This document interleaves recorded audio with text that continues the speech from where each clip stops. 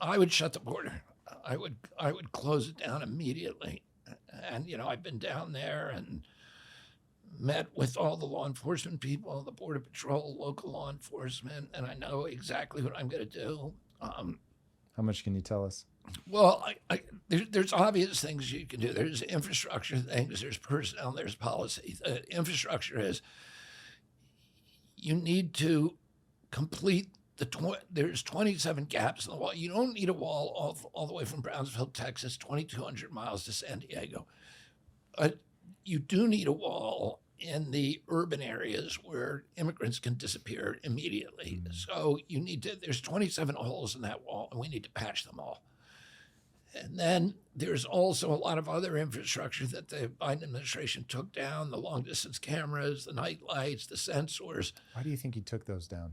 I think, and this is the most innocuous interpretation of why he took it down, because there's a lot of sinister and nefarious interpretations, but I think it was political pettiness.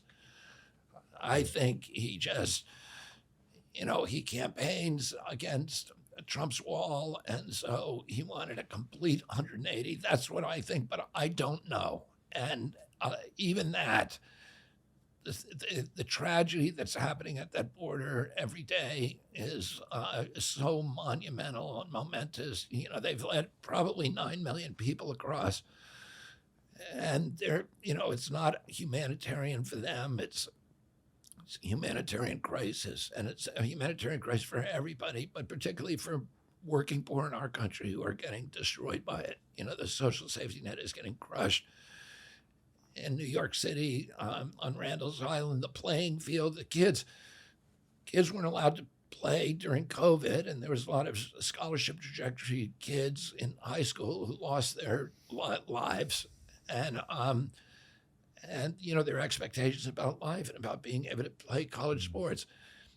And now they can't play sports because there's encampments for these migrants on the playing fields. That's what they're using them for. So it's just, it's mind blowing. And every fact you add to it, I watched 300 people come across between 2 a.m. and 4 a.m. in Yuma.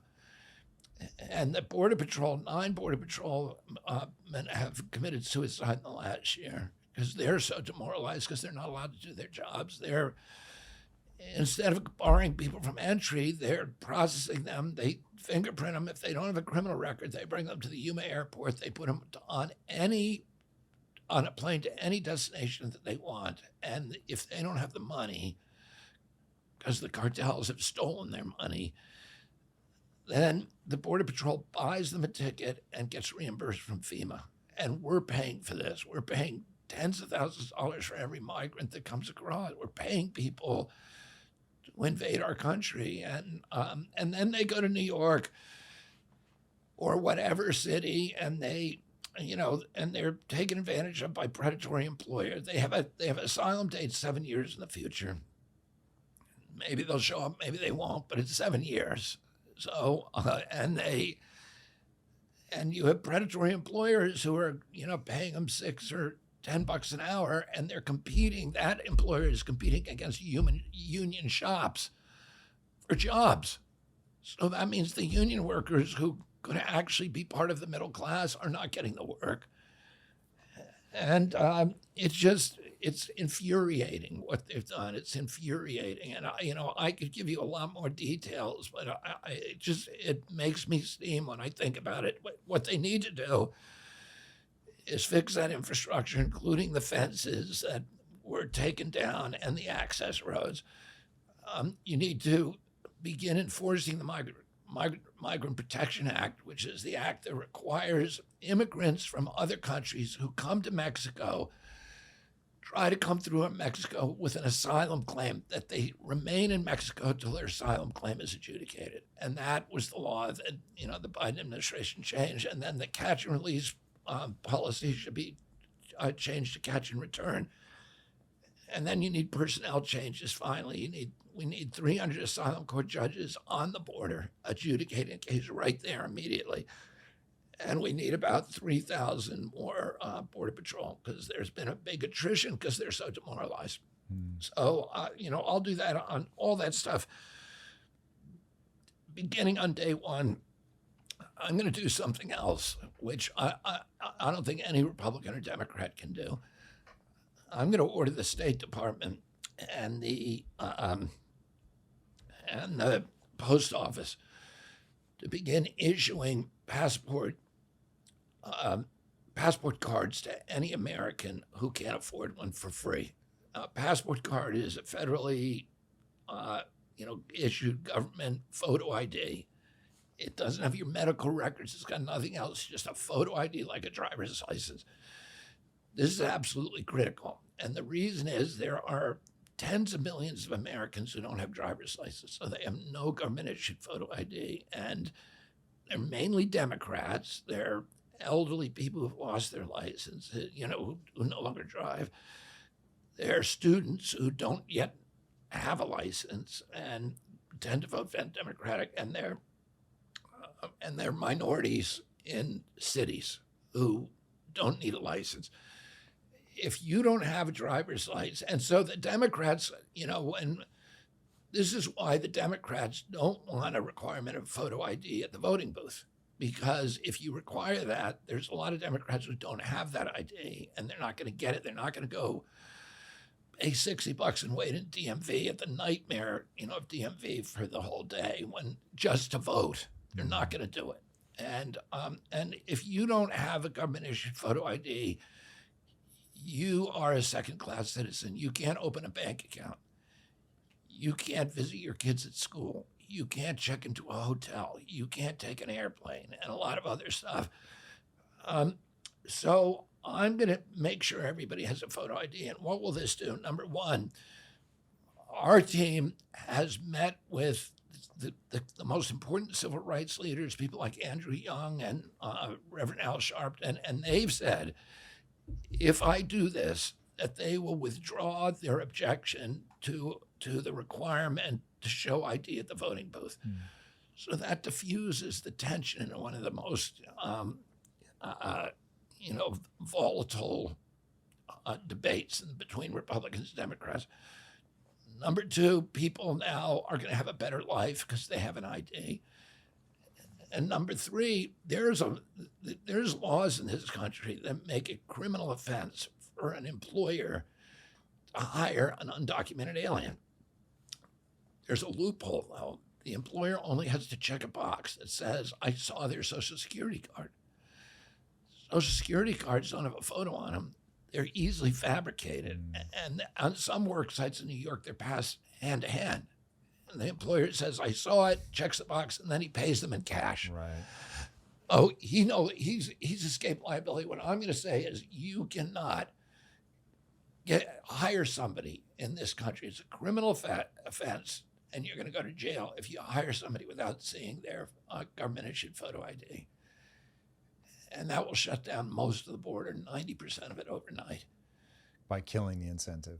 Because nobody's coming here if they know you cannot get a job in the United States if you don't have a government-issued photo ID, and there's no way to get that. Yeah, so if I had to make a bet as to what's going on, it could be a little bit of political pettiness on the Biden administration's part, but I have a feeling this is more about pathological compassion.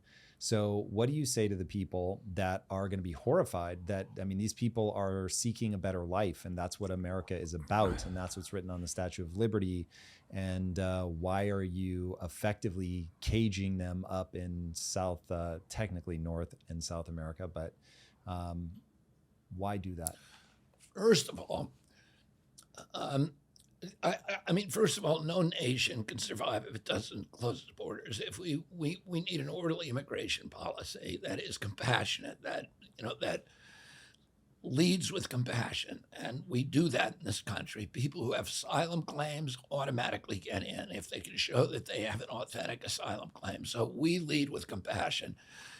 You need to be able to control the border. Right now, the border is being controlled by the Sinaloa drug cartel. And that cartel is advertised. The first night I went there, I watched 300 people come across. The first 110, they were coming up in buses. There were 55 people in a bus, these brand new buses that were owned by the Sinaloa cartel. They'd pull up, 55 people get off each bus, and they're all night long, they're coming in. The first two buses had were exclusively young men from West Africa of military age. And I didn't actually get to talk to them because they were being processed when I got there, but I saw them all. And then the second two buses were mainly people from Asia. They were from Kazakhstan, Tajikistan. I talked to every one of them. Azerbaijan, Nepal, Tibet, Bangladesh, mainly from China.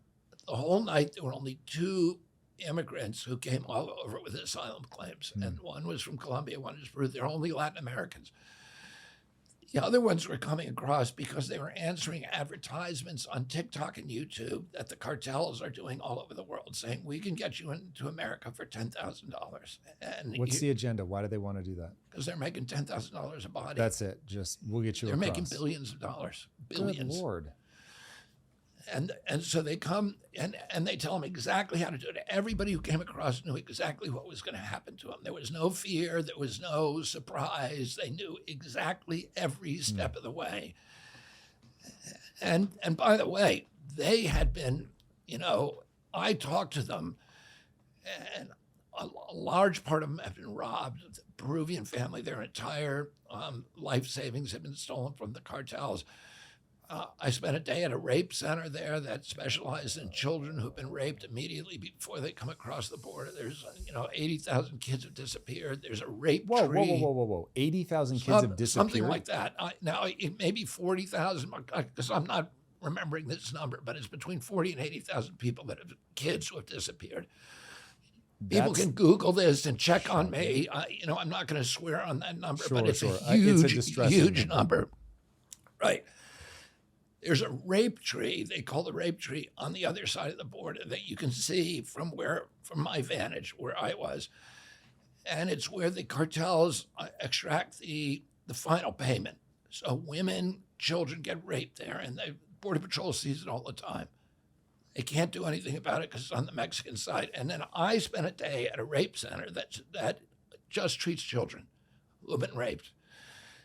And it's in Yuma. The people of Yuma are the most incredible Americans that they are taking this onslaught, and they're handling it with total compassion. The head of the hospital told me that his wife was coming in for